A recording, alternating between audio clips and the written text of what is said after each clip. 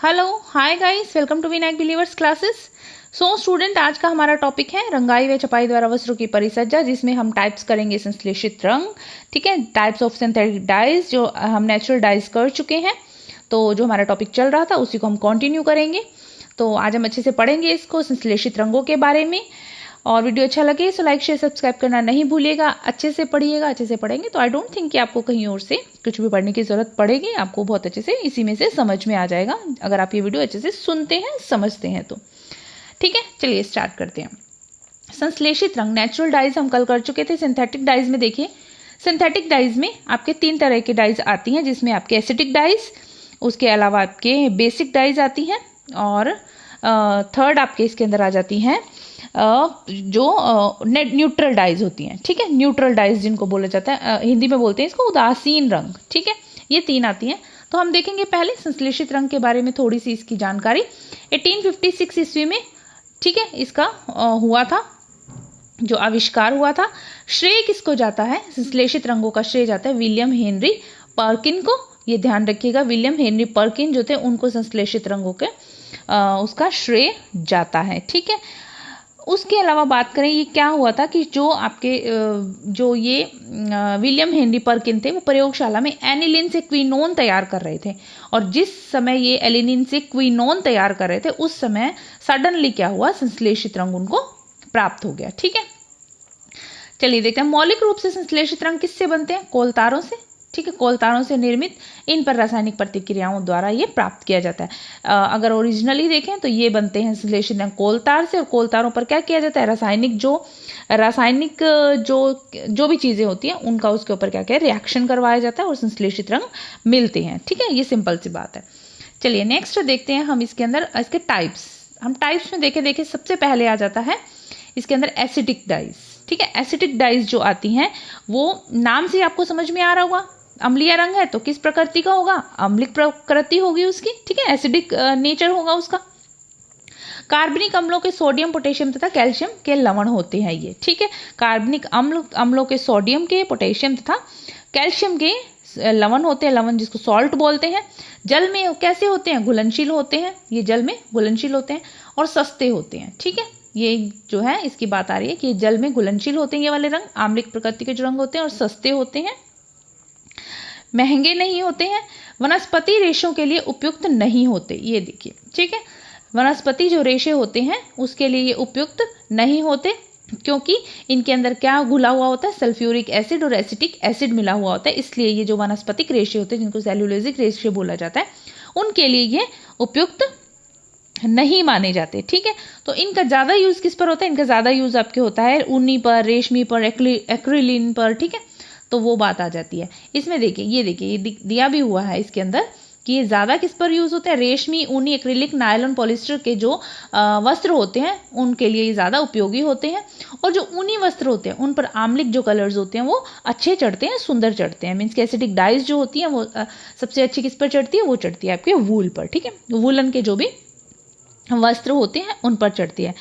ठीक है, और ये रंग पक्के होते हैं, बट अगर बार बार धोया जाए तो इसका जो कलर है वो हल्का पड़ जाता है, लाइट हो जाता है। ठीक है, सो इसके अंदर ये बात आ रही है।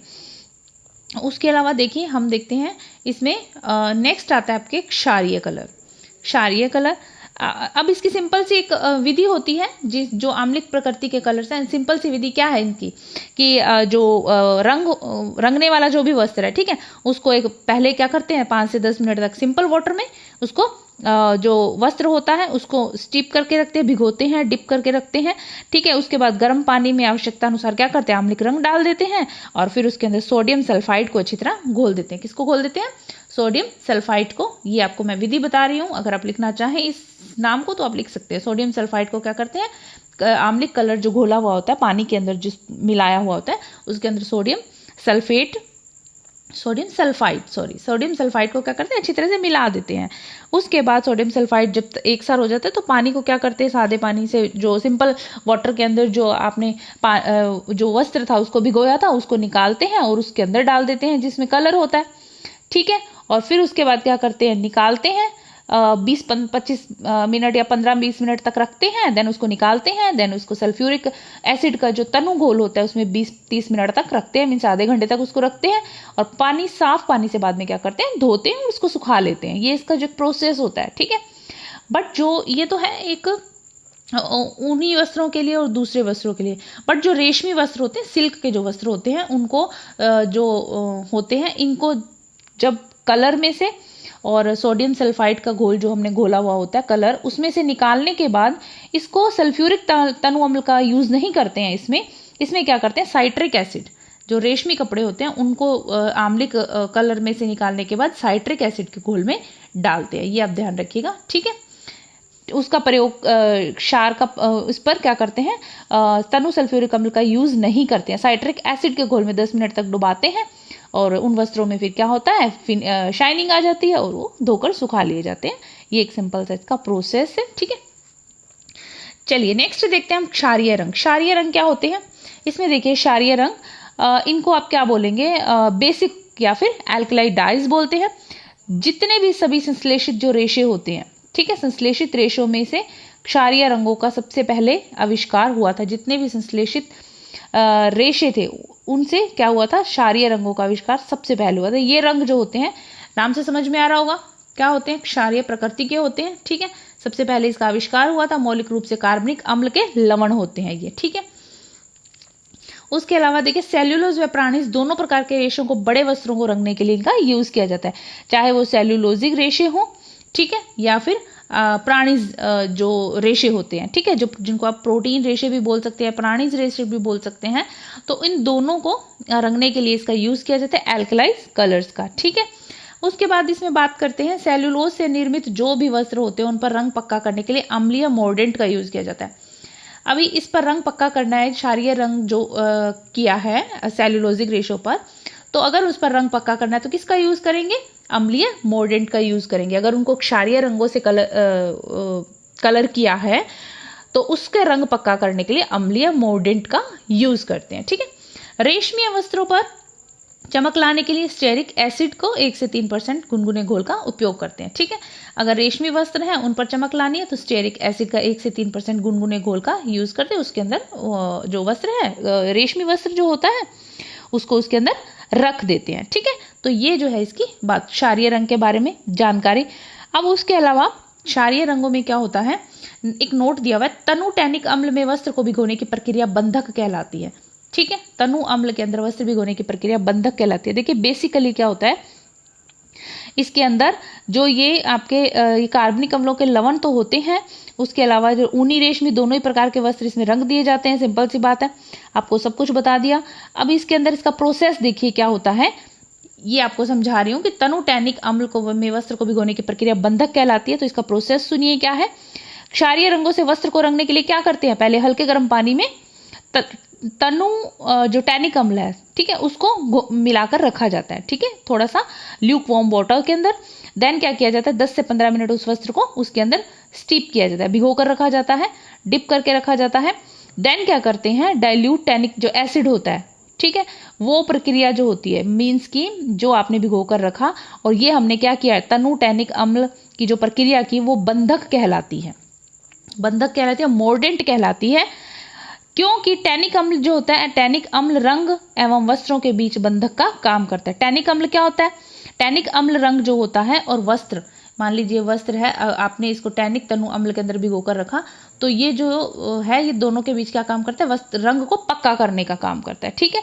जब हम तनु टैनिक अम्ल के अंदर वस्त्र को भिगो कर रखते हैं तो वो क्या करता है, रंग को उसके अंदर बांध कर रखता है, तो ये रंग इससे क्या हो जाता है, पक्का हो जाता है। सिंपल सी बात ये है, इसका मतलब कि तनु टैनिक अम्ल के अंदर भिगोते हैं, इस प्रक्रिया को बंधक बोलते हैं, ठीक है।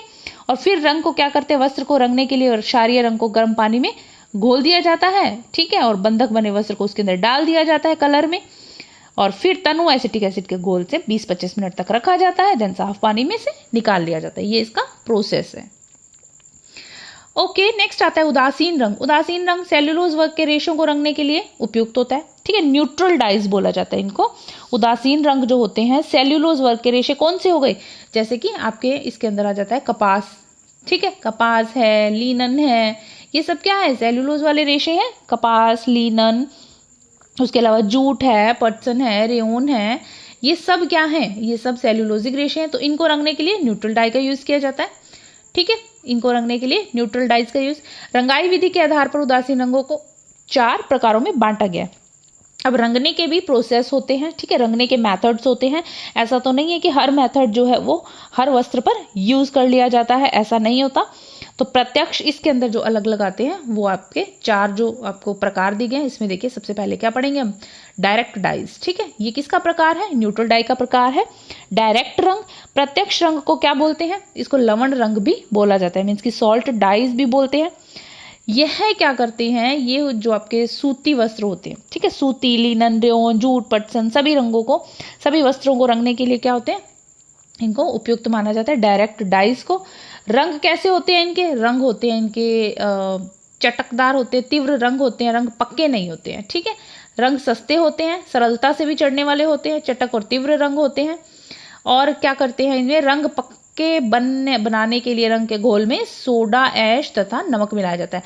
अब जो डायरेक्ट डाइज होती हैं, इस कलर को क्या करते हैं, वस्त्र के ऊपर पक्का करने के लिए क्या करते हैं, सोडा, ऐश और नमक मिला दिया जाता है। किसमें, रंग के घोल में। जिस जो रंग है, ठीक है, उसका घोल जो है उसके अंदर सोडा, ऐश मिला दिया जाता है, नमक मिला दिया जाता है, जिससे क्या होता है, रंग पक्का हो जाता है।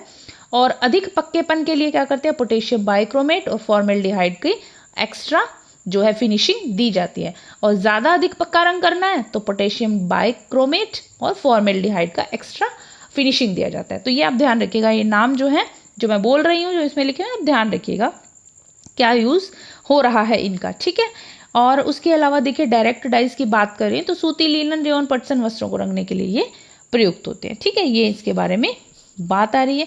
नेक्स्ट देखते हैं वैट कलर्स। वैट कलर्स क्या होते हैं, वैट डाइज, ये सेल्यूलोज रेशों से निर्मित वस्त्रों को रंगने के लिए इनका यूज किया जाता है। सेल्यूलोजिक जो रेशे होते हैं और कृत्रिम रेशे रंगने में यूज किया जाता है। लेकिन जब कृत्रिम रेशे रंगते हैं तो उसके लिए उनको किसकी जरूरत पड़ती है, मोर्डेंट की जरूरत पड़ती है। मोर्डेंट का यूज करते हैं कलर के साथ, ताकि रंग को पक्का किया जाए। बंधक जिसको बोलते हैं, मोर्डेंट हमने पीछे पढ़ा, बंधक बोलते हैं। और बंधक का काम क्या होता है कि वस्त्र के साथ कलर को पक्का कर देना, ठीक है, बांध देना। ठीक है, तो ये होता है मोर्डेंट का मतलब, बंधक बोलते हैं, ये आप ध्यान रखिएगा। और काम इसका क्या है, वस्त्र के साथ रंग को बांध देना और उसको पक्का कर देना। ठीक है, रंग इसके कैसे होते हैं, वेट डाइज कैसे होती है, पक्के होते हैं, सस्ते होते हैं और ड्यूरेबल होते हैं, टिकाऊ होते हैं। ठीक है, तो ये है वेट डाइज आपके इसके अंदर। और इसका क्या है प्रभाव, जैसे पसीना, ब्लीच, धुलाई, ड्राई क्लीन आदि से क्या रहते हैं, अप्रभावित रहते हैं, इन पर प्रभाव नहीं पड़ता। ठीक है, नेक्स्ट देखते हैं इंडिगो। इंडिगो जो है इसके अंदर, इंडिगो सबसे पहला वह प्रसिद्ध वैट रंग है, ये आप ध्यान रखिएगा, इंपॉर्टेंट लाइन है। सबसे पहला प्रसिद्ध वह वैट रंग कौन सा है, इंडिगो। ठीक है, चलिए नेक्स्ट इसके अंदर देखते हैं वैट जो कलर्स हैं उसके 3 वर्ग समूह हैं। ठीक है, वैट रंग के 3 वर्ग समूह हैं, जिसके अंदर कौन कौन से आ जाते हैं, इंडिगो, इंडिगोसोल व एल्गोसोल, एंथ्राक्विनोइड और सल्फर। ये 3 जो इसके अंदर आ जाते हैं। देखिए अब एंथ्राक्विनोइड और सल्फर रंग जो होते हैं, ये दोनों तो जो सेल्यूलोजिक रेशे हैं उन पर इजीली चढ़ते हैं। ठीक है, ये आप ध्यान रखिएगा, सेल्यूलोजिक रेशों पर इजीली चढ़ते हैं, इन पर प्रयोग किया जाता है, किसका, एंथ्राक्विनोइड का और सल्फर का। सेल्यूलोजिक रेशो पर इजीली चढ़ते हैं। इनमें क्या रहता है, एक पिगमेंट भी रहता है ना, इनमें पिगमेंट रहता है। और इंडिगोनोइड जो कलर होता है, इसका उपयोग किसके लिए होता है, ये जो कलर है इंडिगो, इंडिगोसोल, ये किसके लिए होता है, ऊनी को उपयोग, ऊनी रेशों को रंगने के लिए इसका यूज किया जाता है, ध्यान रखिएगा। और वैट कलर्स जो होते हैं, इनके शेड्स जो होते हैं इजीली बनते नहीं है। ठीक है, इजीली बनाए नहीं जाते, क्योंकि ये सूखने के बाद क्या होते हैं, ये इनके शेड्स जो होते हैं डिफरेंट डिफरेंट नजर आते हैं, डिफरेंट डिफरेंट दिखाई देते हैं। ठीक है, तो इनके शेड्स जो है इजीली बनाए नहीं जा सकते। जब अगर बना भी लिया तो सूखने के पश्चात ये रंग कैसे होते हैं, डिफरेंट डिफरेंट शेड्स में बन जाते हैं। ये था आपकी वैट। नेक्स्ट आता है सल्फर रंग। ठीक है, सल्फर रंग इसी के अंदर, ये आपके हमने पढ़ा जो आपके डायरेक्ट डाइज थी, न्यूट्रल डाइज थी, उसके अंदर डायरेक्ट डाइज, वैट डाइज और आपके सल्फर डाइज, ये 3 इसके अंदर जो हमने पढ़े सल्फर। उसके बाद आपके जो आ रहा है सल्फर रंग। सल्फर रंग की बात करें इसके अंदर तो आपके देखिए पानी में ये कैसा है, अघुलनशील है। ठीक है, और उसके अलावा क्योंकि इसके अंदर सल्फर होता है इसलिए इसको सल्फर डाइज बोलते हैं, नाम से समझ में आ रहा होगा। घोलने के लिए क्षारीय अवकारक प्रतिक्रमक का यूज किया जाता है, मीन्स की रिड्यूसिंग एजेंट जिसको बोला जाता है। ठीक है, इसको क्या बोला जाता है, रिड्यूसिंग एजेंट बोला जाता है, इसको यूज करते हैं। सूती, लीलन, रेयॉन तथा जूट आदि आदि रेशों से बने वस्त्रों को रंगने के लिए इसका यूज किया जाता है, उपयुक्त होते हैं। सूती, लीलन, रेयॉन, जूट ये सभी कौन से हो गए, वही सेल्यूलोजिक रेशे हो गए, ठीक है। इनको रंगने के लिए इसको उपयुक्त किया जाता है। तो देखिए मैंने ये नाम आपको सारे लिख दिए, मैं चाहती तो मैं आपको इस डायरेक्ट सेल्यूलोजिक रेशा करके, कृत्रिम रेशा करके, प्रोटीन रेशा करके लिख सकती थी, बट मैंने ये इसलिए लिखा कि जब आप इसको पढ़ेंगे तो आप इसको एक नाम और दे देंगे, और जब आप पढ़ेंगे तो आप इसको इस तरह से भी पढ़ना कि सूती, लिनन, रेयॉन तथा जूट जो है सेल्यूलोजिक रेशे, ठीक है। पेपर में किसी भी तरह से आ सकता है, पर्टिकुलर नाम भी दिया हो सकता है आपको इस तरह से, और ये भी लिखा सकता है सेल्यूलोजिक रेशे, है ना, या प्रोटीन रेशे। तो आपको ये चीज भी साथ साथ में पढ़ते चले जानी है, ठीक है। चलिए नेक्स्ट इसके अंदर देखते हैं हम आपके सल्फर जो डाई है रेशों से बने वस्त्रों को रंगने के लिए उपयुक्त होता है। ब्लीच व अत्यधिक प्रकाश के संपर्क में फीके पड़ जाते हैं, ठीक है। ब्लीच ज्यादा अगर इनका कांटेक्ट में आते हैं सूर्य के प्रकाश के, तो ये कैसे होते हैं, फीके पड़ जाते हैं और महंगे भी होते हैं, ठीक है। सल्फर डाइज क्या होती है, महंगी होती है, ध्यान रखिएगा। चलिए नेक्स्ट देखते हैं इसके अंदर विकसित कलर। विकसित कलर में देखिए आपके क्या होता है, सूती, लिनन, जूट, कृत्रिम रेशों को रंगने के लिए। अब ये जो होती है डेवलप्ड डाइज बोला जाता है, इनको इंग्लिश में क्या बोलते हैं, डेवलप्ड डाइज, ठीक है। तो ये जो होती हैं ये कपास, लीलन, रेयॉन तथा जूट के वस्त्रों को रंगने के लिए अच्छे रहते हैं, ठीक है।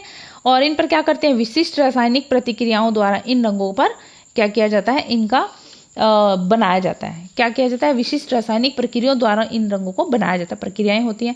महंगे रंग होते हैं, रंग पक्का होता है और अतिरिक्त पक्कापन लाने के लिए रासायनिक प्रक्रियाएं की जाती हैं। बिल्कुल ठीक बात है, अगर रंग पक्का नहीं चढ़ रहा उसके ऊपर रंग को पक्कापन के लिए क्या करते हैं, उसके ऊपर एक्स्ट्रा जो भी रिएक्शंस हैं उनके केमिकल से समझ लीजिए, एक्स्ट्रा जो परिसज्जाएं हैं, फिनिशिंग है वो दी जाती है, ठीक है। और विशिष्ट रासायनिक प्रोसेसेस के द्वारा इन रंगों को बनते हैं, रंगे जाते हैं, ठीक है। ये आ रहा है। उसके अलावा इसके अंदर क्या, ये प्रक्रियाएं क्या करते हैं, बार बार दोहराई जाती है। जब ये रंग पक्कापन करते हैं तो ये जो प्रक्रिया है पक्केपन की, इसको बार बार किया जाता है, ठीक है, ये ध्यान रखिएगा। ओके, नाउ नेक्स्ट देखते हैं अन्य 3 प्रकार के जो रंग थे उनके बारे में बात करेंगे। चलिए देखते हैं। तो इसमें पहला आ रहा है नेफ्थोल या एजोइक रंग। हमने जो आपके नेचुरल डाइज पढ़ा, फिर हमने पढ़ा सिंथेटिक डाइज। अब जो अदर कलर्स हैं उनके अलावा जो अतिरिक्त और भी 3 प्रकार हैं, हम उनके बारे में बात करेंगे। दैट इज नेफ्थोल और azoic dyes, mordant dyes, chrome dyes जिनको बोला जाता है, या फिर डिस्पर्स डाइज। ये 3 जो आ रहे हैं इसके अंदर, ठीक है। नेफ्थोल और एजोइक रंग क्या होते हैं, वनस्पति रेशों से बने जो वस्त्र होते हैं, वस्तुएं नहीं वस्त्र जो होते हैं, ठीक है, ध्यान रखिएगा, वस्त्रों की बात हो रही है। वस्त्रों की रंगाई और छपाई के लिए नेफ्थोल या एजोइक जो कलर्स होते हैं उनका यूज किया जाता है, ठीक है। तो क्या किया जाता है कि इनको रंगने से पहले क्या करते हैं, जो कपास के वस्त्र होते हैं, ठीक है, कपास के वस्त्रों को रंगने के लिए बीटा नेफ्थोल व कास्टिक सोडा के घोल में पहले डुबा दिया जाता है, देन क्षारीय रंगों में उनको रंगा जाता है, ठीक है। पहले क्या करते हैं, बीटा नेफ्थोल या कास्टिक सोडा के घोल में डुबाया जाता है। और ज्यादातर जो उपयोग किया जाता है इनका डिस्चार्ज प्रिंट के लिए किया जाता है, किसका, नेफ्थोल एजोइक कलर्स जो होते हैं उनका, ठीक है। और इसके बारे में अगर बात करें तो इनके रंग जो होते हैं पक्के होते हैं, पक्के चढ़ते हैं, और धुलाई, प्रकाश, पसीने, ब्लीच से प्रभावित नहीं होते हैं। उसके अलावा जो हरे और नीले रंगों के जो पॉलिस्टर के वस्त्र होते हैं, रंगों पर भी ये चढ़ाए जाते हैं, ठीक है, वस्त्रों पर भी ये रंग चढ़ाए जाते हैं, हरे व नीले रंगों के पॉलिस्टर के जो वस्त्र होते हैं, ठीक है। मैं आपको यहाँ लिख देती हूँ ग्रीन कलर के, ठीक है, ग्रीन कलर के जो वस्त्र होते हैं, और आपके ब्लू कलर के जो वस्त्र होते हैं पॉलिस्टर के, ठीक है, पॉलिस्टर की बात कर रही हूँ। पॉलिस्टर के जो होते हैं वो उनके पर भी ये रंग चढ़ाए जाते हैं। बट जो रेड कलर के कोई भी वस्त्र हो, मान लीजिए ये तो ब्लू और ग्रीन की बात हो गई, ठीक है, पॉलिस्टर के। उसके अलावा अगर रेड कलर का कोई वस्त्र है, मीन्स की रेड और आपके पर्पल कलर का, ठीक है, ये 2 कलर के जो वस्त्र होते हैं, इन पर क्या करते हैं, इन पर ये नेफ्थोल के जो रंग होते हैं, नेफ्थोल बोला जाता है, इनको एजोइक जो कलर्स होते हैं ये नहीं चढ़ते हैं, ठीक है। अगर रेड कलर का, पर्पल कलर का कोई फैब्रिक है, ठीक है, उस पर ये कलर नहीं चढ़ेंगे। बट ग्रीन और ब्लू कलर का जो पॉलिस्टर का फैब्रिक होगा उस पर ये कलर चढ़ाए जाते हैं, ठीक है। उसके अलावा इसके अंदर बात करें तो नायलॉन तथा एसीटेट के वस्त्रों के लिए भी एजोइक कलर्स का यूज किया जाता है। नायलॉन के जो वस्त्र होते हैं और जो आपके एसीटेट के वस्त्र होते हैं, ठीक है, उन पर भी इनका यूज किया जाता है, नायलॉन और एसीटेट वस्त्रों पर, ठीक है, ये आप ध्यान रखिएगा। उसके अलावा नेक्स्ट चलते हैं मॉर्डेंट, बंधक की बात आ रही है। वही बंधक, मैंने आपको बताया बंधक का बेसिकली काम क्या है, वस्त्र के साथ रंग को बांध देना। ये बात आप सिंपल वर्ड्स में याद रखिए। क्रोम कलर्स इनको बोला जाता है, मॉडर्न कलर्स बोला जाता है, बंधक भी बोला जाता है। ये 3-4 नाम इसी के हैं। इनका उपयोग क्या किया जाता है? रंग बंधक के रूप में किया जाता है। उपयोग धातुओं के रंग बंधक के रूप में किया जाता है। ये रंग रेशों के अंदर तक गहराई में पहुंच जाते हैं और उनको रंग को क्या करते हैं? गहरा पक्का करते हैं, इसीलिए इनको क्या बोलते हैं? बंधक बोलते हैं। और जो उसके अलावा ये किससे प्राप्त किए जाते हैं? कोलतार से प्राप्त होते हैं। ऊनी और सिल्क वस्त्रों पर रंग इनका अच्छा चढ़ता है। ठीक है, बंधक रंगों से विभिन्न तरह के रंग तैयार किए जाते हैं। ठीक है, मॉडरेट रंगों में क्या होता है? क्रोमियम लवण के साथ घोलने से रंग ज़्यादा अच्छा चढ़ता है। मॉडरेट जो कलर होते हैं, अगर इनके साथ क्रोमियम जो लवण होते हैं, ठीक है, क्रोमियम जो लवण होते हैं वो अगर घोल दिया जाए तो उन जो कलर्स होते हैं वो ज़्यादा अच्छे चढ़ते हैं। ठीक है, और धात्विक लवण के रूप में लोहा, एल्यूमिनियम, टिन का यूज़ करते हैं। ये बात आ गई। नेक्स्ट देखते हैं बंधक जो कलर्स होते हैं, विविध रंग तैयार किए जाते हैं धातुओं से। जैसे तांबे से कौन सा कलर किया जाता है? Blue colour. एल्यूमिनियम से बैंगनी कलर, क्रोमियम और लोहे से ब्लैक कलर, और एल्जरीन से टर्की कलर। ये आप ध्यान रखिएगा, थोड़ा सा एक बार आप पढ़ लेंगे अच्छे से आपको याद हो जाएगा। ठीक है, तो ये धातुओं से ये कलर्स पता मिलते हैं। मीन्स कि कॉपर से ब्लू कलर मिलेगा, एल्यूमिनियम से पर्पल कलर मिलेगा, क्रोमियम में आयरन से ब्लैक कलर मिलेगा, एल्जरीन से टर्की कलर मिलेगा। ठीक है, टर्की रेड कलर मिलेगा। तो ये आप ध्यान रखिएगा। नेक्स्ट चलते हैं फैलने वाला रंग या डिस्पर्स रंग जिसको बोला जाता है। डिस्पर्स को फैलने वाला रंग बोला जाता है और फैलने वाले रंग को एसीटेट रंग भी कहा जाता है। डिस्पर्स कलर को कौन सा कलर कहा जाता है? एसीटेट कलर्स भी कहा जाता है। सबसे पहले जो ये रंग थे फैलने वाले कलर, इनको एसीटेट रंग क्यों कहा जाता है? क्योंकि इनका सबसे पहले यूज किस पर हुआ था? एसीटेट वस्त्रों को रंगने के लिए हुआ था। इसीलिए इसको क्या बोलते हैं? एसीटेट रंग बोला जाता है। एसीटेट वस्त्रों पर इनका यूज हुआ था सबसे पहले। ओके, नाउ इसका यूज जो है सभी प्रकार के कृत्रिम रेशों को रंगने के लिए किया जाता है। ठीक है, इसका जो यूज है डिस्पर्स कलर का कृत्रिम रेशे जो होते हैं सभी प्रकार के कृत्रिम रेशों को रंगने के लिए कर देते हैं इनका यूज। और इसके अलावा इसके बारे में अगर बात करें तो जो फैलने वाले कलर्स होते हैं, इनके कण जो होते हैं छोटे होते हैं, पानी में ये घुलनशील होते हैं। ठीक है, पसीना, ब्लीच, धुलाई, धूप का प्रतिकूल प्रभाव इन पर नहीं पड़ता, क्योंकि क्या होता है कि रंग जो होते हैं अंदर तक चले जाते हैं वस्त्र के, और जब सूख जाता है वस्त्र तो वो जो जल होता है वो पानी बनकर पानी जो होता है वो क्या होता है? वो एवेपोरेट हो जाता है, उड़ जाता है भाप बनकर, और जो कलर्स होता है अपनी जगह ले लेते हैं। तो ये इसके बारे में बात थी। फैलने वाले रंग कृत्रिम रेशों पर यूज होते हैं। एसीटेट रंग कहते हैं क्योंकि एसीटेट वस्त्रों पर सबसे पहले इनका यूज किया गया था, दैट्स व्हाई इसको क्या बोलते हैं? एसीटेट रंग। तो ये थे आपके अन्य कलर। स्टूडेंट्स, आज हमारे जो टाइप्स ऑफ डाइज है वो पूरा हो गया है। ठीक है, नेक्स्ट हम आगे इसके बारे में और बात करेंगे। ठीक है, नए वीडियो में, क्योंकि वीडियो ऑलरेडी बहुत लंबा हो गया है। ठीक है, तो नेक्स्ट वीडियो में हम बात करेंगे फैब्रिक फिनिशेस बाय डाइंग। ठीक है, रंगों द्वारा वस्त्रों की परिसज्जा कैसे की जाती है, तो उसके बारे में बात करेंगे नेक्स्ट वीडियो में। आई होप आपको ये वीडियो अच्छा लगा होगा, समझ में आया होगा, आपके लिए बहुत हेल्पफुल होने वाला है पेपर के पॉइंट ऑफ व्यू से। अगर आप ये पढ़ लेते हैं तो आपके लिए बहुत अच्छा रहेगा, हेल्पफुल होगा। वीडियो अच्छा लगे तो लाइक, शेयर, सब्सक्राइब करना नहीं भूलिएगा। Thank you so much for watching. Keep learning, keep supporting, बने रहिए मेरे साथ, पढ़ते रहिए। कहीं कोई क्यूरी हो, कुछ पूछना हो, कमेंट सेक्शन आपके लिए खुला है। आप वहाँ पर मुझे अपनी क्यूरी बताइए, मैं आपके सॉल्व करूँगी पूरे तरीके से, क्यूरी दूर करने की कोशिश करूँगी। और thank you, God bless you all, bye.